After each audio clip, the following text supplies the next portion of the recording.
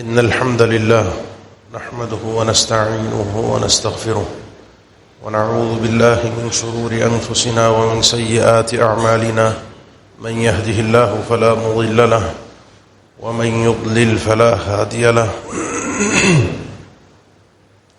وأشهد أن لا إله إلا الله وحده لا شريك له وأشهد أن محمدا عبده ورسوله يا أيها الذين آمنوا اتقوا الله حق تقاته ولا تموتن إلا وأنتم مسلمون يا أيها الناس اتقوا ربكم الذي خلقكم من نفس واحدة وخلق منها زوجها وبث منهما رجالا كثيرا ونساء واتقوا الله الذي تساءلون به والأرحام إن الله كان عليكم رقيبا يا أيها الذين آمنوا اتقوا الله وقولوا قولا سديدا يصلح لكم أعمالكم ويغفر لكم ذنوبكم ومن يطع الله ورسوله فقد فاز فوزا عظيما أما بعد فإن أصدق الكلام كلام الله وخير الهدي هدي محمد صلى الله عليه وسلم وشر الأمور محدثاتها وكل محدثة بدعة وكل بدعة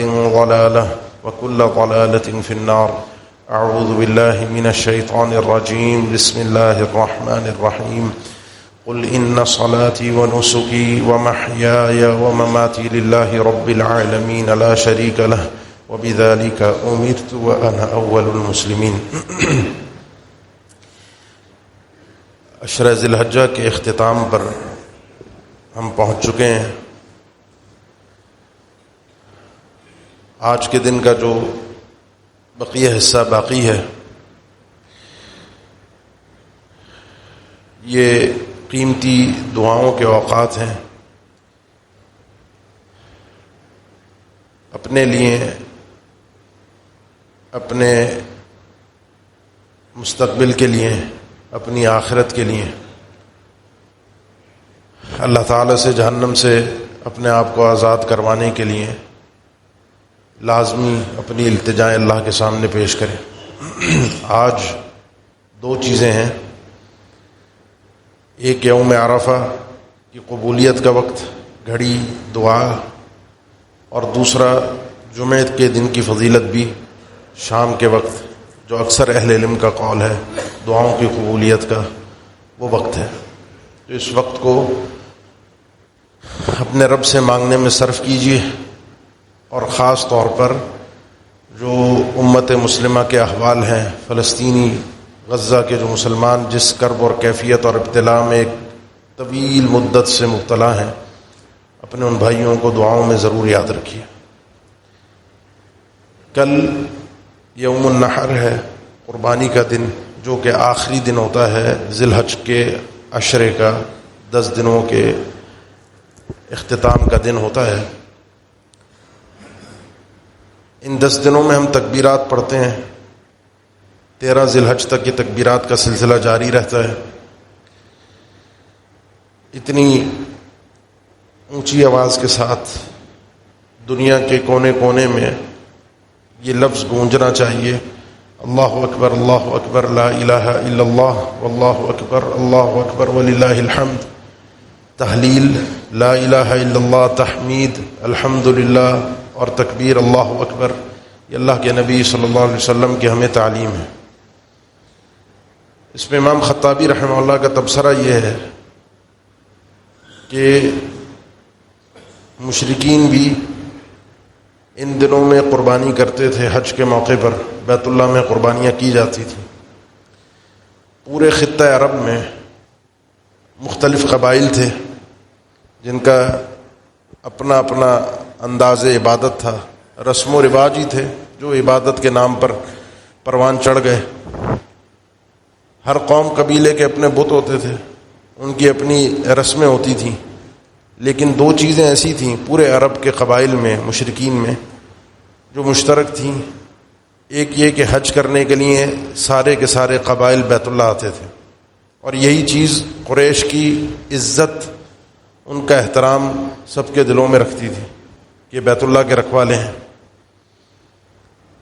حج کرنے کے موقع پر بھی آپ جانتے ہیں کہ بیت اللہ کے گرد بھی بت رکھے ہوئے تھے، جو اللہ کے نبی صلی اللہ علیہ وسلم نے فتح مکہ کے موقع پر خود گرائے۔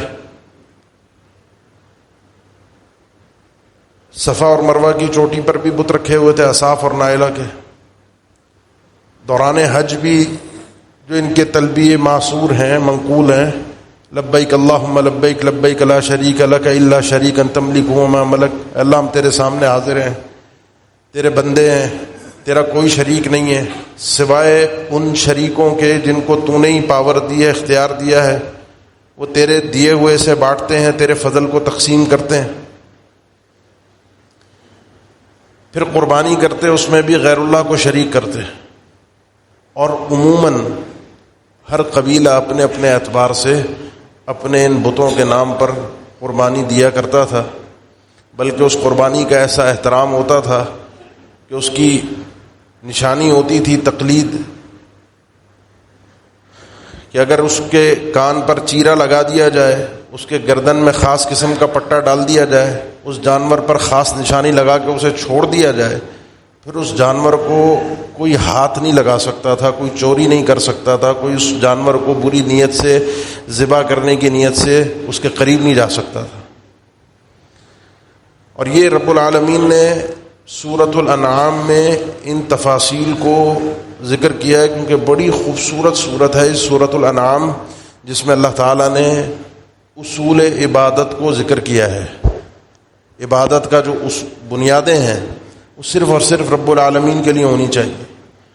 ان جانوروں کا بھی تذکرہ اللہ تعالیٰ نے اس صورت میں کیا ہے جن جانوروں کے مشرکین طرح طرح سے ذبح کرتے تھے، عجیب ان کے رسم و رواج تھے، عجیب طریقے تھے، لیکن سارے قبائل جانور ضرور بالضرور اپنے بتوں کے نام پر، جن کو وہ مالک سمجھتے تھے کہ ان سے ہمیں فائدہ اور نقصان ہوگا، اس کے سامنے جانور کی بلی چڑھاتے تھے۔ جیسا کہ ابھی آپ ہندوؤں میں بھی دیکھ سکتے ہیں کہ وہ جانوروں کی بلی اپنے دیوتاؤں کے نام پر چڑھاتے ہیں۔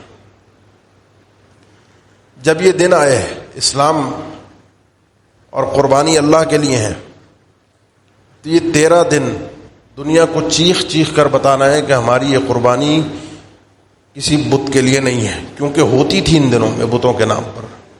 لوگ طواف کرتے تھے بیت اللہ کا، لیکن ساتھ میں بتوں کا بھی طواف ہوتا تھا۔ لوگوں کو چیخ چیخ کر بتانا ہے لبیک اللہم لبیک لبیک لا شریک لک لبیک ان الحمد والنعمت لک والملک لا شریک لک۔ لوگوں کو چیخ چیخ کر بتانا ہے اللہ اکبر لا الہ الا اللہ اللہ اکبر وللہ الحمد۔ یہ ساری دنیا کو پتہ ہونا چاہیے 13 دن سوائے توحید کے آواز کے نقارے کے کچھ اور دنیا کو سنائی نہ دے، کہ جانور کسی قسم کا کوئی شبہ نہ رہے، کہ جانور کسی بھی انداز سے کسی کے دماغ میں نہ آئے کہ غیر اللہ کے خوشنودی کے لیے ذبح ہو رہا ہے۔ یہ بڑی اللہ کو پسندیدہ عبادت ہے، اور اللہ کے نبی صلی اللہ علیہ وسلم کثرت کے ساتھ یہ کام کرتے تھے، ایسی کثرت کہ آپ صلی اللہ علیہ وسلم نے حج کے موقع پر 100 اونٹ نہر کیے تھے، 63 اپنے ہاتھ سے، باقی سیدنا علی کو دیے تھے۔ ہر سال قربانی کرتے تھے مدینہ میں رہتے ہوئے، بعض اوقات اپنی قربانی کو مکہ بھی بھجوایا مدینہ سے ذبح ہونے کے لیے، کیونکہ وہاں اللہ کا گھر ہے اور یہ اس خصوصیت ہے اس حرم کی کہ وہاں قربانی ہو۔ تو یہ جو حج کی قربانی ہوتی ہے جس کو ہدی کہا جاتا ہے، دم تمتع ہے، دم جبران ہے، دم شکران ہے، عقیقہ ہے، اضحیہ ہے، جو ہم عید کی قربانی کرتے ہیں، یہ مختلف نوعیتوں کے جانور ہیں جو صرف اور صرف اللہ کے نام پر ذبح ہونے چاہیے، اور ایسے اللہ کے نام پر ذبح ہونے چاہیے، ایسی توحید ہے کہ جس جانور پر بسم اللہ اللہ اکبر نہیں پڑھا گیا، وَلَا تَأْكُلُوا مِمَّا لَمْ يُذْكَرِ اسْمُ اللَّهِ عَلَيْهِ وَإِنَّهُ لَفِسْقٌ، جس جانور پر اللہ کا نام نہیں لیا گیا وہ جانور میں اور آپ کھا نہیں سکتے۔ بلکہ یہ تک اللہ کے نبی صلی اللہ علیہ وسلم نے بیان فرمایا کہ جس جانور پر پڑھا نہیں گیا اس کو تو چھوڑ دو۔ اگر تم نے شکار کے لیے اپنے کتے کو بسم اللہ پڑھ کر چھوڑا، شکاری جانور، جس جانور کو شکار کیا جاتا ہے اس کو کتے کے ذریعے سے شکار کر رہے ہو، وہ کتا تم نے چھوڑا، وہ جا کر شکار کرنے کے لیے پہنچ گیا، اس نے شکار کو دبوچ لیا، اور تم پہنچے اور تمہیں پتہ چلا کہ تمہارے کتے کے ساتھ کوئی اور کتا بھی وہاں پر موجود ہے جس نے اس جانور کو شکار کیا ہے، تو بھی اس جانور کو نہ کھانا، کیونکہ تم نے اپنے جانور کو چھوڑتے وقت بسم اللہ پڑھی تھی۔ وہ جو دوسرا جانور ہے، دوسرا کتا ہے جس نے اس کو شکار کیا ہے، اس پر پتہ نہیں ہے کہ بسم اللہ پڑھی گئی تھی نہیں پڑھی گئی تھی، لہذا وہ جانور تمہارے لیے حلال نہیں ہوگا۔ 100% انسان کو پتا ہو کہ بسم اللہ اللہ اکبر کہہ کر اس جانور کو ذبح کیا گیا ہے. یہ اصل میں نظریہ ہمیں دیا گیا ہے، صرف اللہ کے لیے قربانی. اب یہ تھا اس دور کا بت جس کے نام پر یہ قربانی ذبح ہوتی تھی، جن سے نفع اور نقصان کی امید ہوتی تھی، جن سے انسان یہ سمجھتا تھا کہ اللہ کی بارگاہ میں سفارشی ہمیں بخشوا لیں گے، اللہ سے ہماری مرادیں پوری کروا دیں گے، ہماری منتیں ہمیں ہماری مرادیں لے کر دے دیں گے. یہ اس دور کا ایک بت تھا. آج ہمارے دور میں تبدیلی شیطان نے ہمارے نفوس میں پیدا کر دی ہے. وہ بت تھا ایک کھڑا ہوا پتھر کا بت جسے لوگ خود سینچتے تھے، سانچتے تھے، بناتے تھے. اور ایک بت وہ ہے جو ریاکاری کی صورت میں میرے دل کے اندر آج موجود ہے. انشاءاللہ اس مہم کو اٹھانے کا ارادہ کیا ہے آئندہ سالوں میں کہ جانور مسنون طریقہ اللہ کے نبی صلی اللہ علیہ وسلم 1-2 اور صحابہ اکرام بھی 1-2، اس سے زیادہ جانور ذبح کرنا یہ اللہ کے نبی صلی اللہ علیہ وسلم کی سنت نہیں ہے. یہ گھر کے باہر جو جمگھٹا لگا ہوا ہوتا ہے جانوروں کا، لاکھوں کے بیل بکرے، اس کا مقصد آپ بھی سمجھتے ہیں اور ہم بھی سمجھتے ہیں کیا ہے. اور اس کے مجرم بھی ہم سب خود ہیں، میں ہوں، کوئی اور نہیں ہے. کیونکہ اگر کوئی میرے محلے کا رشتہ دار کھاتا پیتا سیٹھ آدمی میرا دوست اگر کوئی ہلکے جانور لے آئے، کم جانور لے آئے، تو سب سے زیادہ تانے دینے والا میں ہی ہوتا ہوں. جو میں اخلاص کا درس دینے والا ہوتا ہوں ان کو سب سے زیادہ برا بلا کہنے والا بھی ہوتا ہے نا انداز. کیا لے آیا، پیسے نہیں تھے، اتنا ہلکا جانور لے آیا، پیسے بچا رہے، کہاں لے کر جائے گا پیسے. اس چکر میں، اس شوشا کے چکر میں وہ آدمی اپنے گھر کے باہر ایک ہجوم اکٹھا کرتا ہے جانوروں کو. اور مقصد کیا ہوتا ہے وہ سب آپ جانتے ہیں. ہم کسی کی دل پر بات کرنے کی جرت نہیں کر سکتے کسی کی نیت پر، لیکن ظاہر یہ چیز اچھی نہیں ہے. یہ چیز انسان کو لے ڈوبے گی. کچھ لوگ ہیں وہ قربانیاں زیادہ کرتے ہیں لیکن ان کے گھر کے باہر ہجوم نہیں ہوتا. اپنی گھر کے باہر 1-2 جو قربانی مسنون ہے اس حساب سے وہ رکھتے ہیں، اسی حساب سے ہلکا جانور قربان ہوتا ہے.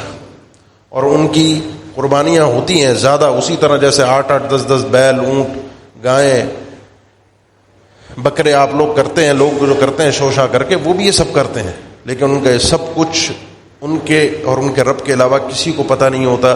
کبھی کسی مستحق کو، کبھی کسی غریب کو، کبھی کسی ایسے علاقے میں جہاں قربانی نہیں ہوتی انہوں نے لوگ چن کر ڈھونڈ کر رکھے ہوئے ہیں. ان کو وہ قربانیاں دیتے ہیں کہ یہ اپنے نام سے اپنی قربانی ذبح کرے، اللہ سے اپنا اجر حاصل کریں. ایسے بھی لوگ ہیں جن کو نام نہیں چاہیے، شہرت نہیں چاہیے. اسی لیے جب گردر پر جانور کی چھری پھرتی ہے تو ہمیں ان بتوں کا بھی توڑ ملتا ہے. اور آج کے اس نام نہاد جو ہماری یہ شہرت ہے، ہمارا یہ جو نام ہے جس کے لیے ہم مر مٹ رہے ہیں کہ پتہ چلے دنیا کو کتنے جانور میں نے ذبح کیے، کتنے لاکھ کا لایا. اور کوئی کچھ لے آئے، کوئی ہلکا جانور لے آئے، کسی سے غلطی سے کوئی ایسا جانور آ گیا غلطی سے کہ جو عیب دار تھا، کوئی چھوٹا جانور آ گیا، کوئی لینے بکرا گیا تھا بکری لے کر آ گیا، تو ہم کیا کرتے ہیں اس کا حال؟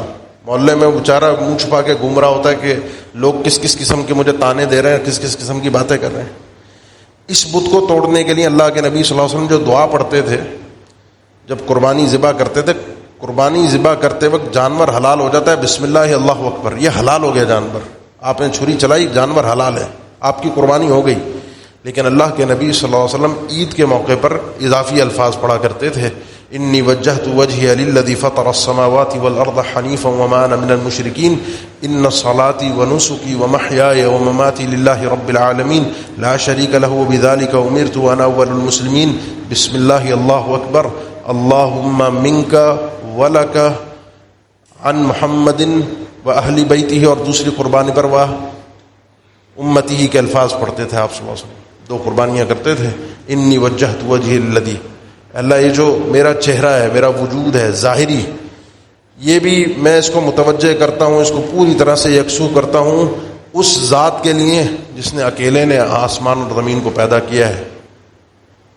اور میں ایسا یکسو ہوں کہ صرف اسی اللہ کی طرف متوجہ ہوں، مجھے کسی سے کچھ نہیں چاہیے، کسی کو نہیں دکھانا. کیونکہ اخلاص کا مطلب کیا ہوتا ہے؟ بڑی لمبی چوڑی بات نہیں ہے، یہ کوئی فلسفہ نہیں ہے، یہ کوئی لمبی کہانی نہیں ہے. اخلاص صرف 2 جملوں کا نام ہے کہ انسان اپنے کام میں، اپنی عبادت میں جب وہ کام کر رہا ہو تو اس کے دل میں بس یہی ہو کہ اس کام کا شاہد ایک ہی ہونا چاہیے اور وہ اللہ. میں نے صرف اللہ کو دکھانا ہے، کسی اور کو دکھانا مقصود نہیں ہے. کوئی دیکھ لے نہیں دیکھے، میری نیت میں اللہ کے علاوہ کوئی اور نہیں. میں نے کسی اور کو نہیں دکھانا. میرے عمل کا شاہد صرف ایک ہو، اللہ، اور میرے عمل کا مجازی، مجھے بدلہ دینے والا، مجھے اس کا ثواب دینے والا، وہ بھی صرف اللہ ہو. اللہ کے علاوہ مجھے کسی سے کچھ نہیں چاہیے، نہ کسی کے تعریف کے کلمات، نہ کسی کا جزاک اللہ، نہ کسی کی واہ واہ، نہ کسی کی تالیاں، نہ کسی کے القابات، حاجی، قربانی کرنے والا، نیک، صالح، متقی، مومن، پرہیزگار. کسی لقب کی مجھے کوئی ضرورت نہیں ہے. اسی لیے آپ صلی اللہ علیہ وسلم یہ جو پڑھتے تھے نا، ان صلاتی و نسکی و محیای و مماتی، یہ قرآن مجید کی آیت ہے اصل میں.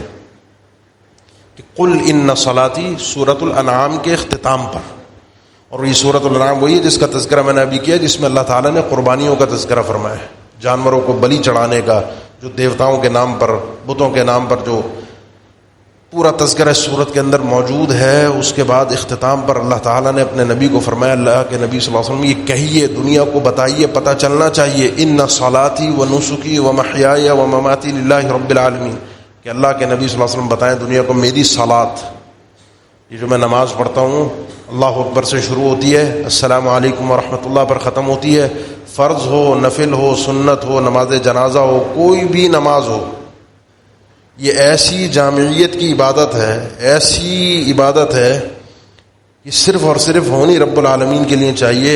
اس جیسی عبادت کوئی اور سی عبادت نہیں ہے. توحید کے بعد، ایمان کے بعد کوئی بندہ عبادت کر سکتا ہے، اس عبادت سے بڑھ کر کوئی اور عبادت ہے ہی نہیں.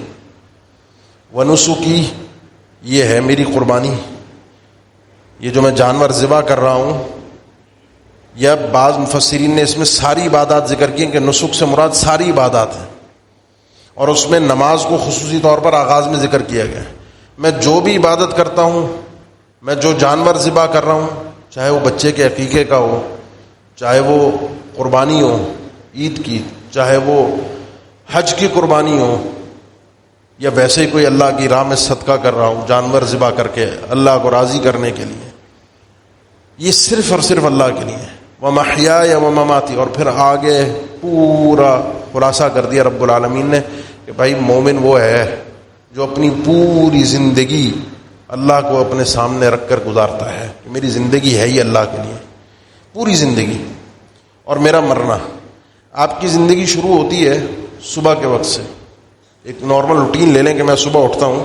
اللہ کے نبی صلی اللہ علیہ وسلم صبح کے وقت بھی خصوص طور پر صحیح مسلم کی حدیث ہے، سیدنا علی رضی اللہ تعالیٰ عنہ فرماتے ہیں کہ آپ صلی اللہ علیہ وسلم سے مختلف الفاظ ثابت ہیں کہ آپ صلی اللہ علیہ وسلم تہجد میں جب رات کو اٹھ کے نماز پڑھتے تو دعائے استفتاح، اللہم باعد بینی و بین خطایا، ہم پڑھتے ہیں نا صبح کے وقت میں. اللہ کے نبی صلی اللہ علیہ وسلم سے مختلف دعائیں ثابت ہیں، اس وقت مختلف دعائیں کرتے تھے. یہ اللہم باعد بینی، تو سیدنا علی فرماتے ہیں ان دعاؤں میں ایک دعا یہ بھی تھی آپ صلی اللہ علیہ وسلم کی، اور وہ یہی تھی، انی وجہت وجہی للذی فطر السماوات والارض حنیفا وما انا من المشرکین ان صلاتی ونسکی ومحیای ومماتی للہ رب العالمین لا شریک لہ وبذلک امرت وانا اول المسلمین اللہم انت الملک لا الہ الا انت ربی وانا عبدک اعترفت بذنبی. ایک طویل آگے اس کے کلمات ہیں، دعا ہے. اللہ کے نبی صلی اللہ علیہ وسلم اس صبح کے آغاز میں بھی یہ کلمات پڑھتے. آپ بیت الخلاء جاتے ہیں، اللہم انی اعوذ بک من الخبث والخبائث، باہر نکلتے ہیں غفرانک، گھر سے باہر نکلتے ہیں بسم اللہ توکلت علی اللہ لا حول ولا قوۃ الا باللہ.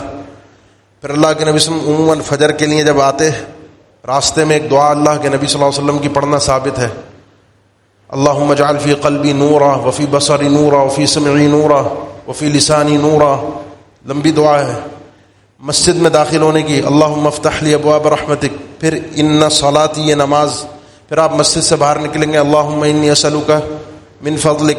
پھر جو اذکار ہیں صبح کے، ایک انسان پوری اس دن کے اندر اپنا محور، اپنا سوچ، اپنی چیزیں کہ میں کس طریقے سے اپنے رب کو راضی کرنے کے لیے اللہ کے نبی صلی اللہ علیہ وسلم کی سنت کے مطابق زندگی گزار سکتا ہوں، میں ایسا کیا کر سکتا ہوں جس سے میرا پروردگار راضی ہو. یہ جو قربانی کے اندر اخلاص ہے یہ ہمیں یہی تعلیم دے رہا ہے اللہ کے نبی صلی اللہ علیہ وسلم کا یہ دعا پڑھنا ہے جو قرآن مجید کی آیت ہے، حکم الہی ہے کہ آپ کی اور میری پوری زندگی وما خلقت الجن والانس الا لیعبدون، میں مستقل یہ عرض کرتا آ رہا ہوں پچھلے کچھ خطبات سے کہ ہم پیدا ہوئے ہیں، ہمیں اللہ نے اختیار دیا ہے. یہ جو مخلوقات ہیں نا اللہ کی ساری، ان کو اللہ نے وہ اختیار نہیں دیا، اور جن کو اختیار نہیں دیا ان کو اللہ تعالیٰ نے تسبیح حمد اپنی عطا کی ہے. یہ فرشتے اللہ کی ایسی تسبیح اور حمد میں جا بجا قرآن میں ان کا تذکر آتا ہے، الذین یحملون العرش ومن حولہ یسبحون بحمد ربہم ویستغفرون لمن فی الارض.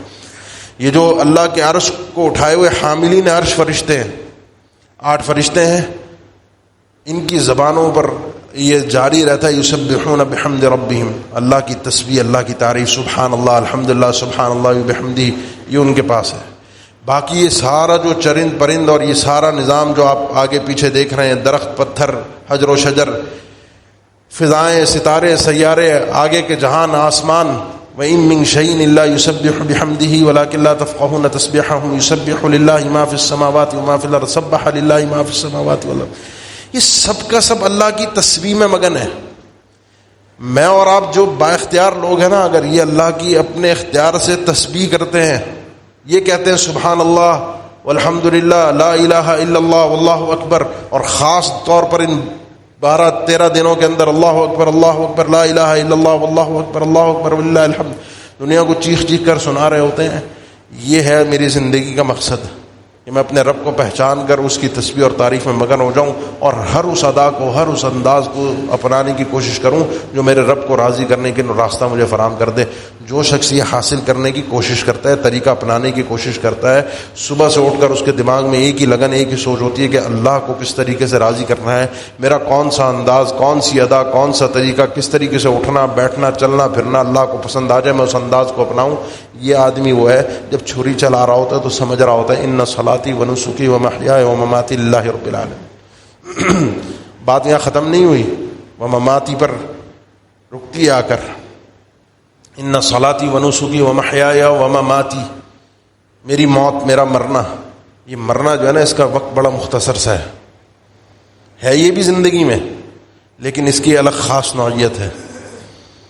یہ جو مختصر سا ٹائم ہوتا ہے جس کو احتضار الموت کہتے ہیں، نزع کا عالم کہتے ہیں، فرشتے آ رہے ہیں، اب انسان کو جہاں نظر آ رہا ہے، وہ سلسلے جو دنیا کے تھے، جو اسباب معاملات وہ ختم ہوتے ہوئے اس کو دکھ رہے ہیں. یہاں اب وہ چاہے نہ چاہے اس کی اصلیت انسان کی نکل کے باہر آتی ہے. وہ کام کر جاتا ہے، وہ کام اس سے ہوتا ہے جو اصل اس کی سوچ اس کے دماغ میں محور میں بسا ہوا ہوتا ہے، وہ نکل کر آتا ہے. یہ وہ موقع ہوتا ہے جو اللہ کے نبی صلی اللہ علیہ وسلم نے فرمایا، خاص طور پر یہ بھی اور اس سے تھوڑا پہلے کا بھی، انما الاعمال بالخواتیم.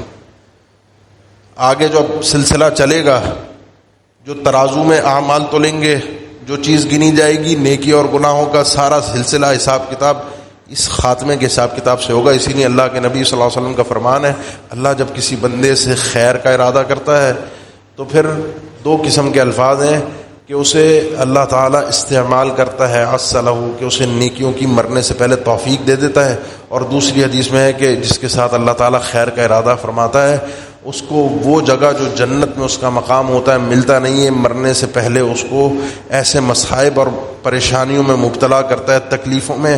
اس کی زندگی بڑی پریشانی میں گزرتی ہے، لیکن اس کو صبر رب العالمین دیتا ہے، اور اس صبر کے بدلے اس کو جنت کا وہ مقام ملتا ہے. قل ان صلاتی و نسکی و محیای و مماتی، یہ جو میرا مرنے والا وقت ہے، اگر میں نے جیا اس انداز پر اپنی زندگی کو کہ وہ للہ رب العالمین تھا، تو موت بھی للہ رب العالمین پر نصیب ہوتی ہے. اور اصل یہ ہے میرے بھائی، اصل یہ ہے کیونکہ اس وقت آپ یقین جانیے جو چلا گیا وہ واپس آ کر ہمیں بتا نہیں سکتا کہ ہوا کیا، لیکن پھر بھی کچھ لوگوں کو ہم میں سے ایسے جھٹکے مل جاتے ہیں کہ موت کو قریب سے دیکھاتے ہیں. کوئی بیماری، کوئی حادثہ، کوئی بھی ایسا معاملہ کہ جس میں وہ موت کے بالکل قریب تھے، اور بہت سے لوگ اس کیفیت میں پہنچ کر موت چلے گئے دنیا سے، ایسے حادثے میں، ایسی بیماری میں، ایسی کیفیت میں بچ نہیں پائے، لیکن میں بچ کے واپس آ گیا. اگر مجھے اللہ نے ایسا کوئی موقع دیا ہے یہ اللہ کی میرے ساتھ کوئی بہت بڑی خیر کی علامت ہے کہ اللہ نے میرے ساتھ کوئی خیر کا ارادہ کیا ہے، میں اللہ کی اس خیر کی لاج رکھوں، اس کو ضائع کرنے کی کوشش نہ کروں۔ یہ وقت، یہ زندگی بہت تھوڑی اور بہت مختصر ہے، کیسی اسپیڈ کے ساتھ گزر رہی ہے مجھے اور آپ کو اندازہ بھی نہیں ہے۔ اب آگے جو الفاظ ہیں نا بس ان کو پورا کر لیتے ہیں۔ للہ رب العالمین لا شریک لہ، یہ للہ رب العالمین ہے، للہ اللہ کے لیے۔ کیوں ہے؟ کیونکہ وہ رب العالمین ہے۔ یہ میں نے اپنی نماز، اپنا یہ سر جو جھکانا ہے، یہ عاجزی اور انکساری کا آخری درجہ ہے۔ اگر یہ بندہ رب کے سامنے کرے تو یہ بندے کی معراج ہے، اور بندہ اگر بندے کے سامنے کرے تو یہ ذلت اور اس کی پستی کا آخری درجہ ہے۔ اللہ کے سامنے کرے تو اٹھ گیا، یہ سجدے میں چلا گیا، اللہ کے سامنے اپنا ماتھا اللہ کے سامنے ٹیک دیا تو یہ کامیاب ہو گیا۔ لیکن یہی ماتھا کسی اور کے سامنے اگر جھک گیا، یہ سر جھک گیا، یہ اس کی بربادی اور پستی ہے۔ للہ رب العالمین، یہ اللہ کے لیے، کیونکہ وہ رب ہے، ان کا جو کچھ اللہ کے علاوہ ہے، العالمین جو کچھ اللہ کے علاوہ ہے سب عالمین ہے۔ مزید تاکید، کیونکہ اس صورت میں پورے بتوں کا تذکرہ تھا، ان کے جانوروں کے ذبح کرنے کا تذکرہ تھا، ان کے نام پر اپنے اناج غلے کو مختص کرنے کا، نذرانے چڑھانے کا تذکرہ تھا۔ مزید تاکید، لا شریک لہ، اس اللہ کے لیے ہی ہے، اس کے علاوہ کسی کے لیے نہیں، اس کا کوئی شریک نہیں ہے، نہ اس دنیا کو پیدا کرنے میں، نہ اس دنیا کو چلانے میں، نہ عبادت میں۔ وَبِذَلِكَ أُمِرْتُ، اور پہلے اللہ نے حکم بھی دیا کہ قل، آپ کہیے، پھر اللہ نے آگے مزید تاکید فرمائی کہ دنیا کو بتائیے کہ اسی چیز کا مجھے حکم دیا گیا ہے، یہ صرف اور صرف میری عبادتیں صرف اللہ کے لیے ہونی چاہیے۔ وَأَنَا أَوَّلُ الْمُسْلِمِينَ، اس امت اسلامیہ کا سب سے پہلا مسلمان میں ہوں۔ یہ اللہ کے نبی صلی اللہ علیہ وسلم کے الفاظ تھے۔ اس کے بعد آپ صلی اللہ علیہ وسلم فرماتے تھے اللہم ہادہ لک و منک، اللہم ہادہ لک و منک۔ اس پر انشاءاللہ کل عید کے خطبے میں اس جملے کو لک و منک، انشاءاللہ کل عید کے خطبے میں اس کو ہم وضاحت سے بیان کریں گے۔ یہ تھا آپ کی اور میری زندگی کا خلاصہ۔ اگر آپ اور میں اپنی قربانی میں خاص طور پر اس کی پریکٹس نہیں کر پا رہے، یہ تکبیرات کے اہتمام کے ساتھ، اللہ کے نام کو اونچا کرنے کے ساتھ اپنے جانور کو ذبح کرتے ہو، صرف اور صرف اللہ کے لیے جانور ذبح ہو رہا ہے، کیونکہ اس جانور میں یہ بات یاد رکھیے ہے تو یہ لن ینال اللہ لحومها ولا دماؤها ولکن ینالہ التقوی منکم، یہ جانور ذبح ہوتا ہے، گوشت ہمارا ہے۔ پہلے جانور ذبح ہوتے تھے، جس کی قربانی قبول ہو جاتی تھی، علامت یہ ہوتی تھی آسمان سے آگ آتی، اس کی جانور کو بھسم کر کے چلی جاتی، یہ اس کی جانور کی، اس کے نذرانے کی قبولیت کی نشانی تھی کہ اللہ نے اس کے چڑھاوے کو اپنی بارگاہ میں قبول کر لیا۔ اللہ نے ہم پر یہ بھی پردہ رکھ دیا، آگ آتی اور بھسم کر کے جاتی تو پھر کیا ہوتا اور کیا نہیں ہوتا، معاشرے کا کیا چہرہ سامنے آتا، میں اور آپ کس طریقے سے اپنے ایمان کے اعتبار سے بے لباس ہو رہے ہوتے، سب کو پتہ چل جاتا۔ اللہ نے یہ پردہ بھی رکھ دیا کہ مرتے وقت بھی اگر پلٹ آیا، توبہ کر لی تو اللہ بخش دے گا، معاف کر دے گا۔ یہ قربانی، یہ گوشت آپ کا ہے، لیکن اس قربانی میں مقصود اصلی گوشت نہیں ہے، اس قربانی میں مقصود اصلی اللہ کی رضا ہے، کہ جو جانور آپ اللہ کے لیے پیش کر رہے ہیں، اسی لیے اس جانور کو تلاش کرنے میں آپ کو اور مجھے حکم دیا کہ ڈھونڈو، تلاش کرو، یہ جانور بے عیب ہونا چاہیے، کیونکہ اللہ کی راہ میں ذبح کر رہے ہو۔ ویسے کوئی بھی جانور آپ اٹھائیں، اللہ کی راہ میں ذبح کرنا چاہیں، صدقہ کرنا چاہیں، یہ پابندی نہیں ہے۔ اپنے کھانے کے لیے جانور ذبح کرنا چاہیں، بسم اللہ اللہ اکبر، لنگڑا جانور ہے ذبح کر دیجئے، جانور حلال ہے، آپ گوشت کھا سکتے ہیں، حرام نہیں ہے، وہ بھی اللہ کے نام پر ذبح ہوا ہے، آپ نے بسم اللہ اللہ اکبر پڑھا ہے۔ لیکن اس دن، کیونکہ وہ بھی کرتے تھے، مشرکین بھی کرتے تھے، اور دنیا میں ہوتا چلا ہے، اس دن غیر اللہ کے نام پر پورے ڈھول ڈھمکے کے ساتھ قربانی ہوتی آئی ہے، اللہ کے نام پر اس گونج کے ساتھ اللہ کے لیے قربانی ہو۔ ایسا بے عیب جانور ڈھونڈ کے لاؤ جس کے متعلق آپ سب جانتے ہیں کہ جانوروں کو کس طریقے سے ڈھونڈا جاتا ہے۔ بلکہ یہ جو کان اور سینگ کا ہے، النسترشف العین والاذن، آنکھ کا اور کان کا حکم ہے۔ سیدنا علی فرماتے ہیں رضی اللہ تعالیٰ عنہ، سنن ابی داؤد، جامع ترمذی اور دیگر کتب حدیث میں کہ اللہ کے نبی صلی اللہ علیہ وسلم نے ہمیں حکم دیا کہ اچھی طریقے سے ٹٹولیں، چیک کریں، چھانیں، پلٹ کر دیکھیں کانوں کو اور آنکھوں کو، نہ اس کان کا اور نہ اس آنکھ کا جانور کے گوشت سے تعلق، گوشت سے کوئی تعلق نہیں ہے، لیکن اس آنکھ کا اور اس کان کا تعلق ہے جانور کے عمدہ اور خوبصورت ہونے کے ساتھ۔ آپ کا جانور بے عیب بھی ہو، آپ کا جانور اچھا بھی ہو، خوبصورت بھی ہو، دیکھنے میں کہیں سے بھی دکھنے میں بھی عیب دار نظر نہ آئے، کیونکہ وہ عیب جو بیان ہوئے تو زیادہ تو جانور کے جان کے اور اس کے گوشت کے حساب سے تھا نا، مریض نہ ہو، لنگڑا نہ ہو، اندر اتنا لاغر نہ ہو کہ گودا نہ ہو، چل نہ سکتا ہو، بیمار نہ ہو، سانس نہ پھولتا ہو، ایسا اندھا نہ ہو کہ اس کا اندھا ہونا بالکل واضح ہو۔ یہ تو عام جو ہے بیان ہوئے ایک ہی حدیث کے اندر جو مشہور ہے، اس کے علاوہ بھی اس کو چیک کرو، جانور کو خوبصورت ہونا چاہیے، اچھا ہونا چاہیے، کیونکہ اللہ کی راہ میں ذبح کر رہے ہو۔ اصل مقصد گوشت نہیں ہے، اصل مقصد دنیا دکھاوا نہیں ہے، اصل مقصد شہرت اور واہ واہ نہیں ہے، اصل مقصد یہ جانور جب گرتا ہے، جب ذبح ہوتا ہے، اس میں صرف اور صرف مقصود رضا الہی ہوتی ہے۔ اس جوش اور اس جذبے کے ساتھ جب انسان تکبیر پڑھتا ہے، بسم اللہ اللہ اکبر، پھر اسے احساس ہوتا ہے کہ اس نے اللہ کے نام پر جانور کو ذبح کیا ہے، اپنے اس نذرانے کو اللہ کی بارگاہ میں پیش کیا ہے۔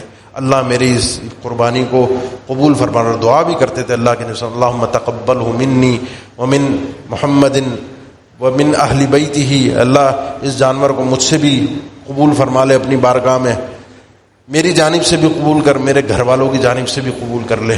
ایک ہی جانور ذبح کرتے تھے اپنی طرف سے اور اپنے گھر والوں کی طرف سے، سب کو اس کے اندر ثواب کے اندر شریک کرتے تھے، پورے گھر والے اسی میں شریک ہوتے تھے۔ ہر فرد کی طرف سے اللہ کے نبی نے نہ قربانی کی، نہ قربانی کرنے کی تعلیم دی، نہ حکم دیا، نہ رغبت دی۔ ایک قربانی آپ صلی اللہ علیہ وسلم اپنی امت کے ان افراد کی طرف سے جو قربانی نہیں کر رہے، نہیں کر سکتے، نہیں ہو پا رہی ان سے، اللہ قربانی ان کی طرف سے اس کا اجر و ثواب ان سب تک پہنچا دے۔ ان میں احیاء اموات، زندہ مردہ سب آ جاتے ہیں۔ ایک قربانی ہوتی تھی، صحابہ بھی ایک قربانی، دو قربانیاں، اس سے زیادہ قتادہ رضی اللہ عنہ، دیگر صحابہ، اتنی ہی قربانیاں ہوا کرتی تھیں۔ اس سے زیادہ قربانیاں پھر صحابہ نے اپنے دور میں بتایا لوگوں کو۔ صحابہ بتاتے ہیں کہ اب حال یہی ہو گیا ہے، شوشہ بڑھ گئی ہے، ایک دوسرے سے دکھاوے کے لیے قربانیاں زیادہ۔ اپنے دور میں اللہ کے نبی کے بعد جب اور لوگ اسلام لاتے گئے، انہوں نے یہ جب منظر دکھایا تو سوچئے آج کا منظر دیکھیں، آج کی ہماری شہرت اور واہ واہ دیکھیں، تو تھوڑا سا ہمیں بھی کچھ اللہ کا خوف اور ڈر اپنے دلوں میں پیدا کرنا چاہیے۔ للہ فی اللہ ایک قربانی لائیے، ضرور لائیے، اس جانور کو ڈھونڈیے، تلاش کیجئے، لے کر آئیے، حلال کے پیسوں کا لائیے۔ آپ کی پوری زندگی کمائی حلال ہی ہونی چاہیے، لیکن لائیے صرف اللہ رب العالمین کے لیے۔ کسی کی شہرت، کسی کو دکھانا، کتنے کا لیا، کیسا آیا، کس طرح کا خوبصورت ہے، یہ میں نے کسی کو نہیں دکھانا، یہ صرف رب العالمین کو دکھانا ہے۔ اسی لیے کسی کو جواب نہ بھی دینا ہو کہ قربانی کا جانور کتنے کا لیا، بلکہ نہ دیں جواب، کسی کو نہ بتائیں کہ آپ نے جانور کتنے کا لیا۔ کوئی پوچھے، یہ پوچھنا عیب دار ہے، مجھے پوچھنا بھی نہیں چاہیے کسی سے کہ جانور کتنے کا لیا، اور مجھے بتانا بھی نہیں چاہیے جانور کتنے کا لیا۔ یہ اللہ کی عبادت ہے، اس میں قیمتوں سے ان چیزوں کو تولا اور ناپا نہیں جاتا۔ یہ قیمتیں تو ان چیزوں کے لیے پوچھی جاتی ہیں کہ اس سے بندے کی ویلیو اور بندے کا وزن ہم جانچتے ہیں کہ کتنے کی قربانی کرتا ہے، کتنا اس کی جیب بھاری ہے، تاکہ اسی حساب سے ہم اس کو عزت دے سکیں۔ بارگاہ الہی میں یہ چیزیں ویلیو نہیں رکھا کرتی۔ بارگاہ الہی میں جو چیز تلتی ہے، جس چیز کی ویلیو ہے، وَلَٰكِن يَنَالُهُ التَّقْوَىٰ مِنكُمْ، آپ نے کتنا اللہ سے اپنے ڈر، اللہ کا ڈر اپنے دلوں میں پیدا کیا، کتنا آپ کے دل میں اللہ کی رضا، اللہ کے لیے اخلاص، اللہ کی محبت، کتنا آپ کے دل میں یہ چیز تھی۔ بارگاہ الہی میں تو اس چیز کی ویلیو ہے۔ جو اللہ کی بارگاہ میں چیز عزت رکھتی ہے اس کو پیدا کرنے کی کوشش کریں۔ اقول قولی ھذا واستغفر اللہ لی ولکم وآخر دعوانا الحمد للہ رب العالمین۔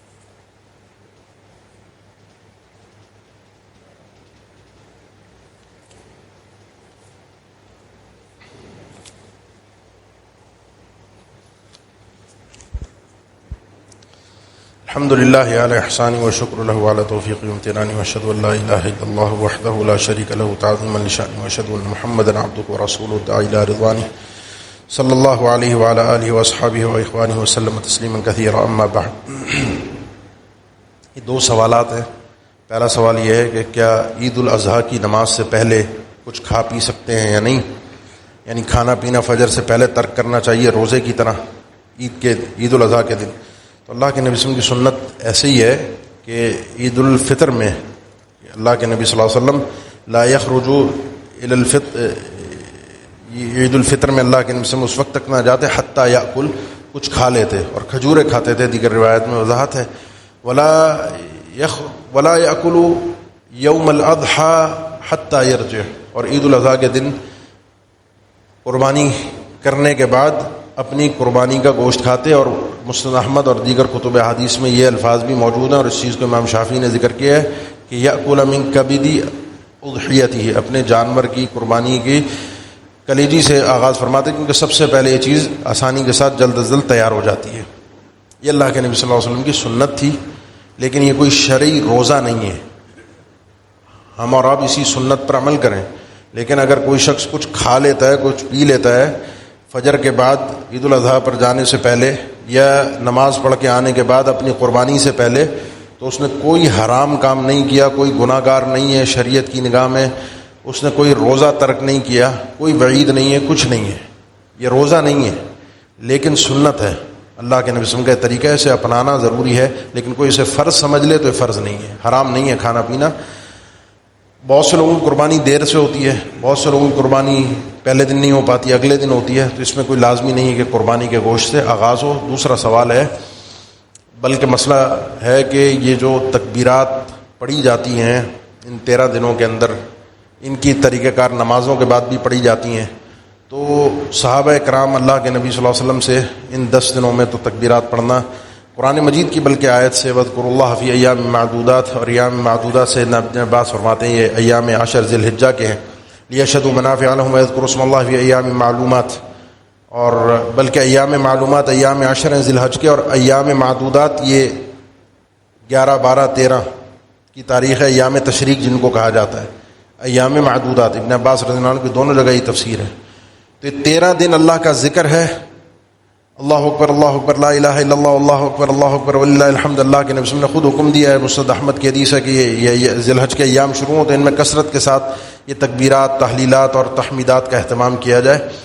لیکن صحابہ اکرام میں سے 4 صحابہ اکرام ہیں، سیدنا عمر، علی، ابن عباس اور ابن مسعود رضی اللہ تعالیٰ عنہم، ان سے ثابت ہے کہ یہ عرفہ والے دن کی فجر سے، یوم عرفہ 9 ذی الحج کی فجر سے لے کر 13 ذی الحج یوم التشریق کا جو ایام تشریق کا جو آخری دن ہے، اس کی اثر تک تکبیرات کا اہتمام کرتے تھے، جس سے نمازوں کے بعد تکبیرات پڑھنے کا ایک ثبوت ملتا ہے۔ سیدنا عبداللہ ابن عمر کا تو یہ ملتا ہے، وہ نمازوں کے بعد اپنے بستر میں، راستے میں، کھانے کے وقت، چلتے ہوئے، بیٹھتے ہوئے، ان کا تو کوئی کہیں بیٹھے ہیں کسی محفل میں، وہ تکبیرات ہی پڑھتے رہتے تھے، سیدنا عبداللہ ابن عمر خصوصی طور پہ۔ تو یہ تکبیرات نماز کے بعد بھی ان 4 دنوں کے اندر 9 تاریخ سے 13، لیکن یہ کوئی فرض نہیں ہے، کیونکہ بعض مسجدوں میں دیکھا ہے کہ اگر امام صاحب نے نہیں پڑھی اونچی آواز سے تو لوگ کوئی ذرا سا پریشر ڈالتے ہیں، کوئی غصہ کرتے ہیں، کوئی ذرا سی آنکھیں دکھانے پڑھا کیوں نہیں۔ تو یہ انکار جو ہوتا ہے نا، یہ غلطی بتانا، یہ جب غلطی بتائی جاتی ہے، غلطی نہیں ہے، یہ پڑھنا کوئی اس طرح سے اس انداز میں فرض نہیں ہے، کیونکہ اللہ کے نبی صلی اللہ علیہ وسلم سے واضح الفاظ میں یہ چیز ثابت نہیں ہے۔ کوئی اگر مسنون اپنا ذکر کرتا ہے، وہ امام ہو کوئی مقتدی ہو، تو مسنون اگر ذکر کرتا ہے مسنون ذکر کرے، اس کے بعد تکبیرات پڑھے۔ کوئی آغاز تکبیرات سے کرتا ہے، وہ آغاز تکبیرات سے کر لے۔ کوئی امام تکبیرات پڑھتا ہے پھر مقتدی بھی پڑھ لیتے ہیں، اپنی اپنی، اجتماعی نہیں ہوتی ایک آواز میں، اپنی اپنی، تو وہ پڑھ لیں۔ نہیں پڑھتے، کوئی مقتدی خود پڑھ رہا ہے، امام پڑھ رہا ہے، کوئی اس میں زور زبردستی والی بات نہیں ہے۔ یہ 4 صحابہ کرام کا تذکرہ موجود ہے، تو اس پر بہرحال عمل کیا جا سکتا ہے۔ امام احمد نے تو اس کو اجماع کی صورت میں بھی بیان فرمایا کہ ایک طرح سے صحابہ کرام کا اجماع ہے، اتفاق ہے، کیونکہ باقی صحابہ کرام کی اس پر خاموشی ہے۔ اللہ تعالیٰ ہم سب کو ان تکبیرات کا سنت کے مطابق اہتمام کرنے کی توفیق دے۔